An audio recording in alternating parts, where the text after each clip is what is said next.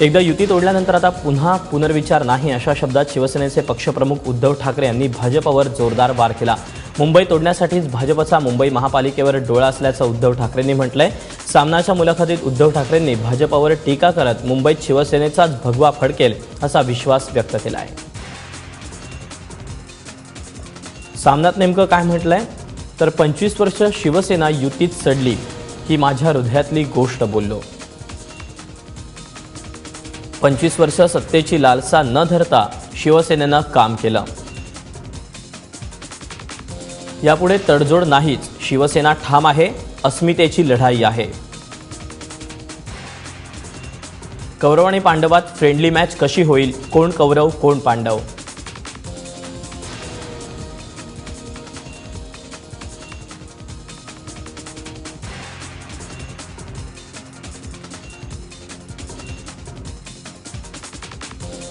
त्यांच्यात मला श्रीखंडी दिसतो।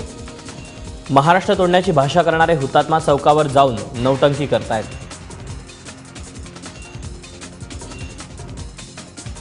युतीत संयम दिलदारी असावी लागते, नुसतं ओरबाडायचं नसतं। आणि खा खायचं याला काही युती म्हणत नाही।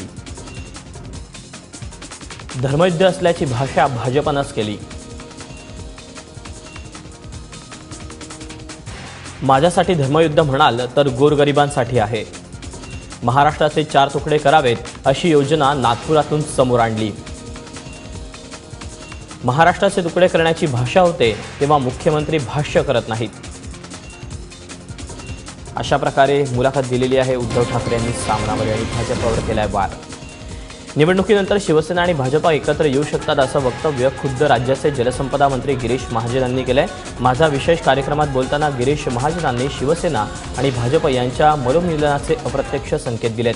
त्यामुळे निवडणुकीपूर्वीचा काडीमोड दिखाव्यापुरता आहे का अशी शंका घ्यायला वाव निर्माण झाला आहे।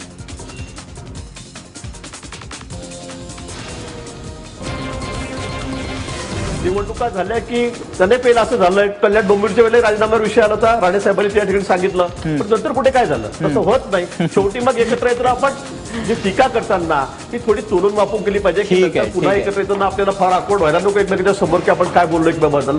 ही भूमिका मला वाटतं सेनेने या ठिकाणी घेतली पाहिजे। 5 वर्ष आम्ही पूर्णपणे या ठिकाणी सरकारमध्ये राहू, त्या सरकारला कुठल्याही प्रकारचा धोका नाही। प्रचारसभांच्या माध्यमातून भाजपवर हल्लाबोल करण्याचा सपाटा उद्धव ठाकरेंनी कायम ठेवलाय। राज्यसभेत नरेंद्र मोदींनी मनमोहन सिंग यांच्यावर केलेल्या टीकेचा उद्धव ठाकरेंनी अंधेरीच्या सभेत खरपूस समाचार घेतला। काल काहीतरी नरेंद्र मोदी बोलले की मनमोहन सिंगना एक नवीन कला अवगत झालेली आहे, रेनकोट घालून आंघोळ करण्याची कला फक्त मनमोहन सिंगच जाणे। असतात अशी काही कला कोणाकोणाच्या खासियत असते। मनमोहन सिंगना रेनकोट घालून आंघोळ करण्याची कला प्राप्त झाले, तुम्हाला नाही का बिन साबणाचे बुडबुडे सोडायची कला अवगत झाले। बुडबुडे एवढ्यासाठी बोललो, पुन्हा म्हणाल तुम्ही काय बुडबुडे कशाला बोललात तुम्ही ना, बुडबुडा पारदर्शक असतो। बिन साबणाचा बुडबुडा, बिन पाण्याची आंघोळ। मनमोहन सिंग निदान रेनकोट घालून पाण्याने आंघोळ तरी करतात, पण तुम्ही संपूर्ण देशाला गेले 2 वर्ष बिन पाण्याची आंघोळ घालताय। अच्छे दिन आएंगे, कब आएंगे मालूम नहीं, पण तरी देखील मध्ये कधीतरी बातमी येते की दाऊदला आपल्या देशात परत येण्याची इच्छा आहे। कुठल्या तरी लग्न कार्यासाठी तो येऊ इच्छितो। आता त्याचा मार्ग मोकळा झाला, तो पटकन भाजपात गेला की उद्या देश का नेता कैसा हो, दाऊदाचार्य वैसा हो। 18 तारखेच्या जाहीर सभेत शिवसेनेचे मंत्री आपले राजीनामे उद्धव ठाकरे यांच्याकडे सोपवण्याच्या तयारीत असल्याचं कळतंय। मुंबई पालिकेच्या मतदानाआधी शिवसेना दबावतंत्राचा वापर करण्याच्या तयारीत असल्याचंही समजतंय। कल्याण डोंबिवली निवडणुकीआधी एकनाथ शिंदेंनीही अशाच पद्धतीनं आपला राजीनामा उद्धव ठाकरे यांच्याकडे सुपूर्द केला होता। दरम्यान शिवसेनेच्या मंत्र्यांचं राजीनामा नाट्याची कुणकुण भाजपला लागली असल्याचं समजतंय। या दृष्टीनं भाजपनं रणनीती आखायला सुरुवात केल्याची माहिती मिळतेय। महापालिका निवडणुकीनंतर शिवसेनेनं सरकारचा पाठिंबा काढला तर विरोधी आमदारांची संख्या 150च्या घरात पोहोचेल असा दावा राष्ट्रवादीचे नेते अजित पवारांनी केलाय। ते बारामतीच्या कन्हेरीच्या प्रचार सभेत बोलत होते। शिवसेनेने पाठिंबा काढून घेतला तर जवळपास 150 आमदार त्यांच्या विरोधामध्ये जातात। भाजप शिवसेनेसारख्या जातीवादी पक्षाला मदत न करणारे अशी आमची सगळ्यांची संख्या 150 आणि त्यांची संख्या 138। 138 आणि 150 कसं सरकार टिकायचं?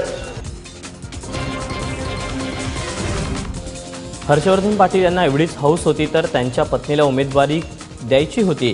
75 वर्षांच्या आईला कशाला उमेदवारी दिली अशा शब्दात अजित पवारांनी काँग्रेसचे नेते हर्षवर्धन पाटील यांच्यावरही टीका केली। की आता हर्षवर्धन पाटील त्याला तर काय कळतं का नाही कुणाला माहिती, त्यानं तर 75 वर्षाच्या आईलाच जिल्हा परिषदेची उमेदवारी। अरे पठ्या, म्हणजे तुला बाबा 20 वर्ष मंत्री तुला कोण उमेदवार मिळालं नाही, स्वतःच्या आईला उभं करायचं? की पंतप्रधान नोटा बँकेतनं काढायला स्वतःच्या आईला उभे करतोय, ही जिल्हा परिषदेला स्वतःच्या आईला उभे करतो? काय राव हर्षवर्धन, पटत नाही मला तुझं।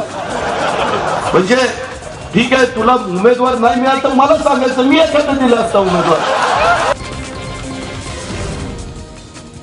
काँग्रेस आणि भाजपची फिक्सिंग असल्याचा आरोप विधान परिषदेचे विरोधी पक्षनेते धनंजय मुंडे यांनी केला। तसंच मोदींनी काळ्या पैसेवाल्यांना बँकांमधून घरपोच पैसा बदलून दिल्याचा आरोपही त्यांनी केला। अहमदनगरमध्ये जिल्हा परिषद निवडणुकीच्या प्रचार सभेत ते बोलत होते। कांग्रेस का हाथ भाजप के साथ, कमळाबाईची मदत तुम्ही हाताचा पंजा निवडून येण्यासाठी घेत असताल आणि मुंबईत मात्र तुम्ही हाताचा पंजा भाजपला मदत करण्यासाठी ठेवणार असाल तर महाराष्ट्राच्या जनतेने कुणाकडे पाहावं?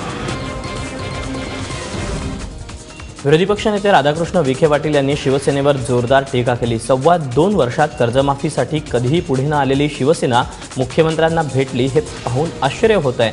लोकसभेत अर्थसंकल्प सादर होताना सेनेनं या प्रश्नी कोणताही विरोध का केला नाही असा सवालही विखे पाटील यांनी विचारला। भाजप सेनेची युती टिकावी म्हणून आपण उद्धव ठाकरे आणि मुख्यमंत्री देवेंद्र फडणवीस यांच्या संपर्कात असल्याचं रासपचे नेते महादेव जानकर यांनी सांगितलं। ते जालन्यातल्या आयोजित पत्रकार परिषदेत बोलत होते। युती टिकण्याची भाषा करणारे जानकर भाजपला इशारा द्यायला विसरले नाहीत। आम्हाला लाथा माराल तर आम्हीही विचार करू अशा शब्दात जानकरांनी भाजपला सुनावले।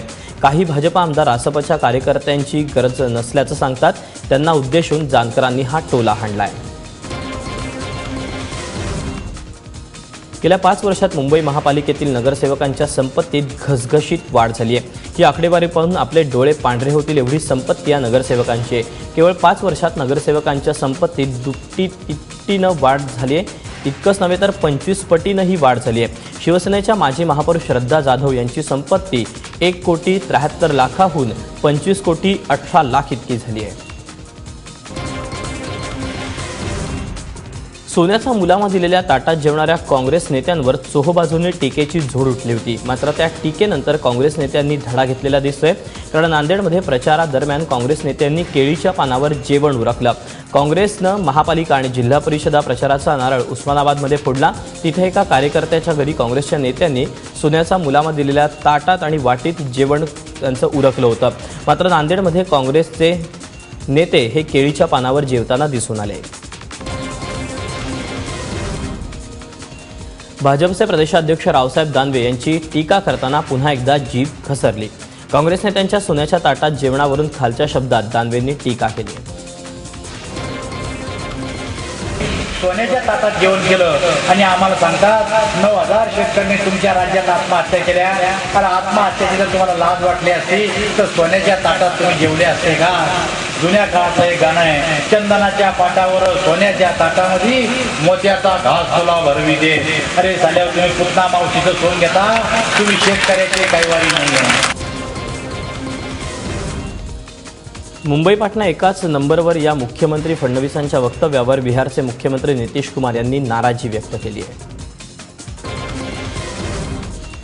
नाशिकच्या प्रभाग क्रमांक 13 मध्ये काँग्रेस आणि राष्ट्रवादीला मनसेचाही पाठिंबा मिळाला, त्यामुळे नाशिकच्या प्रभाग क्रमांक 13 मध्ये शिवसेना आणि भाजप विरोधात महाआघाडी स्थापन झाली आहे। शिवसेनेकडून यतीन वाघ तर राष्ट्रवादीकडून गजानन शेलार यांना या प्रभागासाठी उमेदवारी देण्यात आली, त्यामुळे सगळ्या पक्षातील दिग्गज नेत्यांची लढत या प्रभागात बघायला मिळणार आहे।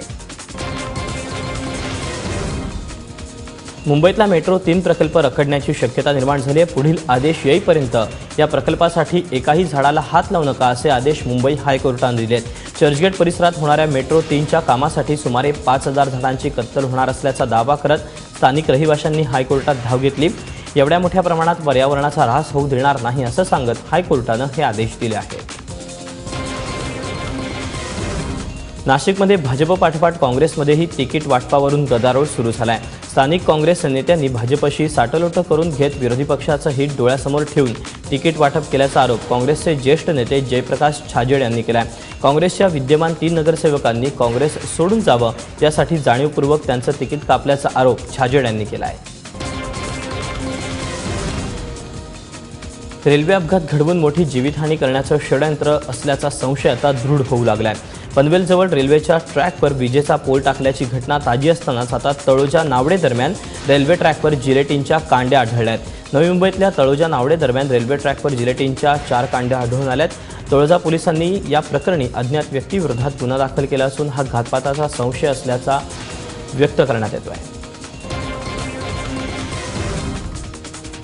शिर्डीच्या साईबाबांना इटलीच्या साई भक्तांना तब्बल 29 लाख रुपयांचा मुकुट अर्पण केला आहे. साई दुर्गा असं या महिलेचं नाव असून साईबाबांना 855 ग्रॅम वजनाचा सोन्याचा मुकुट त्यांनी काल अर्पण केला. या सोनेरी मुकुटावर सुंदर नक्षीकाम केलं आहे. यावेळी साईबाबा संस्थानचे विश्वस्त सचिन तांबे यांच्या हस्ते या महिलेचा सत्कार करण्यात आला.